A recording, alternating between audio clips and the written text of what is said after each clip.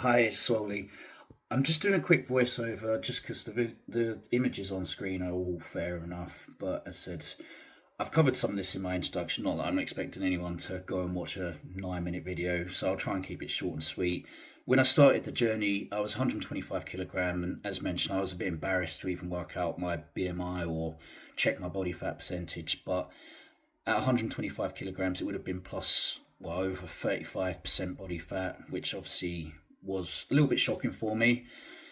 So the first major update was to March. I had dropped 8 kilograms, so I went from 125 down to 117, 118, and I went from whatever the body fat percentage would have been, so over 35 down to 33.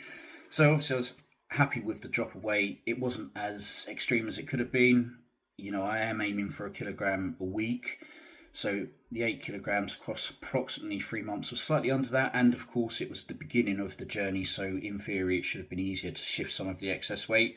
However, in that period of time, I had just had an operation, which is what ignited me wanting to record the diet side of things, because I wasn't able to be as active as I could, so I could control the diet and just obviously make sure I wasn't getting in a worse state for when I was able to train again.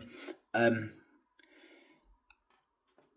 and then obviously we had Christmas, New Year, my son's birthday, my dad's birthday, my partner's birthday, and my birthday. So I know you shouldn't be looking at excuses, but at the same time, there needs to be a balance between training, your diet, and obviously things that you're doing.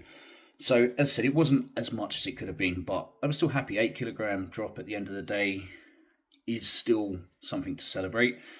Then from March, it was the second week of March, so it's the week after my birthday, a week after staying a couple nights at a hotel where it was an all you can eat breakfast, so it probably inflated the results a little bit. But I went from 117 kilograms and 33% body fat to the end of April.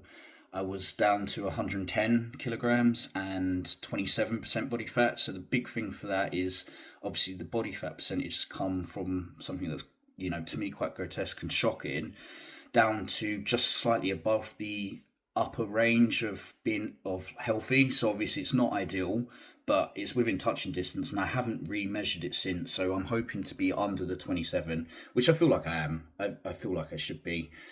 I will say I did get a bit stuck on 110 kilogram body weight for a couple of weeks. So I'm recording this in May, and finally I've had like 3 consecutive days of being sub 110 kilograms. So it was about 109.8, and then today was 109.6. So I think I've broken that